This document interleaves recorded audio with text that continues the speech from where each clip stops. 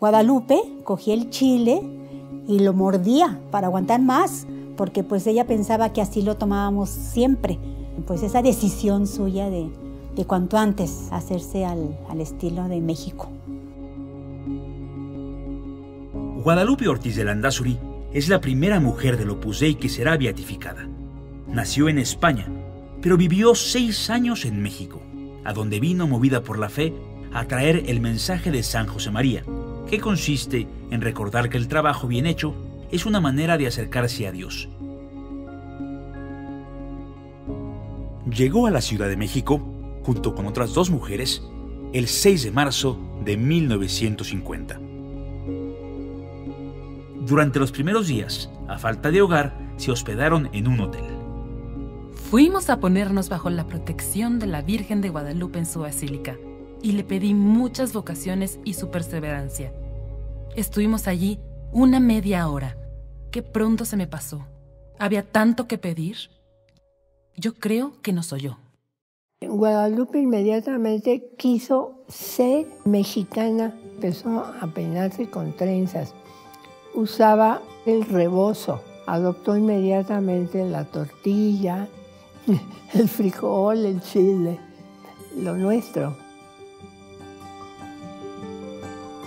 Se inscribió en una maestría en química en la Universidad Nacional Autónoma de México. Emprendió una residencia universitaria en la calle Copenhague, que con los años se convertiría en la Residencia Universitaria Latinoamericana. Hice todo el empeño por irme a la residencia. Mi papá en un principio se negó, pues no conocía el Opus Dei. Cuando conocimos a Guadalupe, para darle las gracias de que no iba a ir a la residencia, mi papá la vio bajar de la escalera. Y la manera como me recibió, en el camino, ya íbamos a decir que no, en el camino dijo, te quedas. Y me quedé en la residencia. En menos de un año, tuvo 26 estudiantes, a quienes formaba humana y espiritualmente. Teníamos clase a las 7 de la mañana, se levantaba ella antes para arreglarnos el baño, calentar la caldera, preparaba el desayuno ella, nos despedía. Los domingos llevaba a las residentes a dar clase a los barrios pobres, daban clases de catecismo.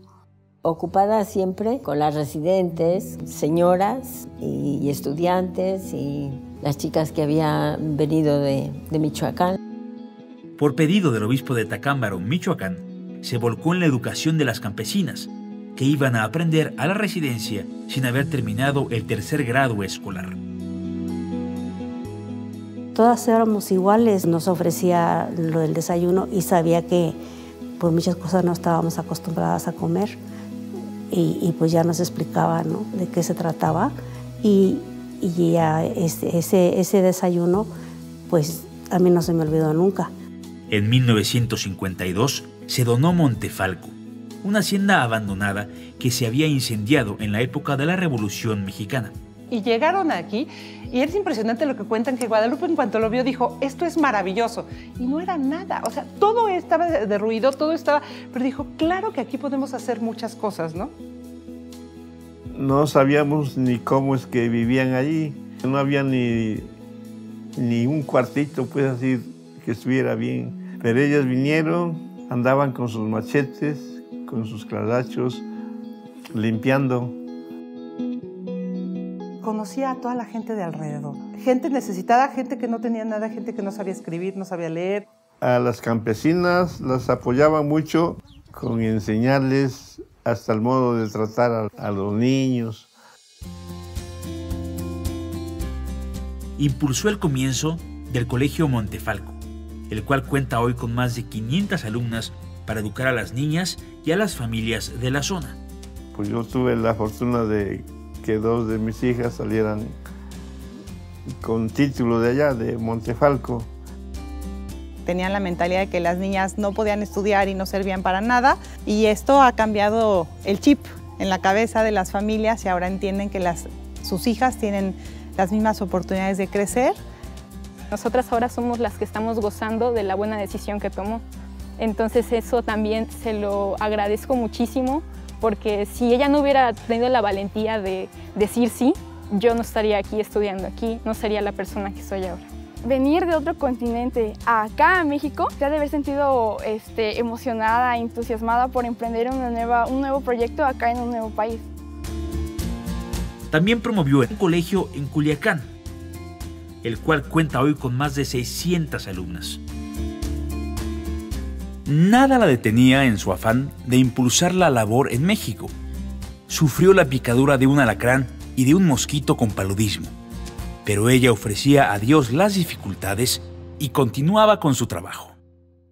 Estábamos en clases, teníamos clases con ella y no dijo nada, ni hizo ningún movimiento. Después supimos que le había picado fuerte. Ella no alcanzó a ver qué animal era porque le picó en las piernas. Y después fueron las fiebres altas y la infección.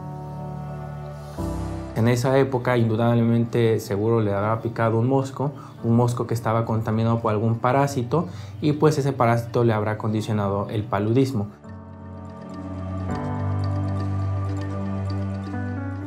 Y estaba yo arriba y ella no se dio cuenta. Había recibido gente, había estado, y empezó a subir la escalera, diciendo, Dios mío, no puedo más, en voz baja. Y me sintió, me vio y se rió su carcajada. Ay, chica, ¿te asusté?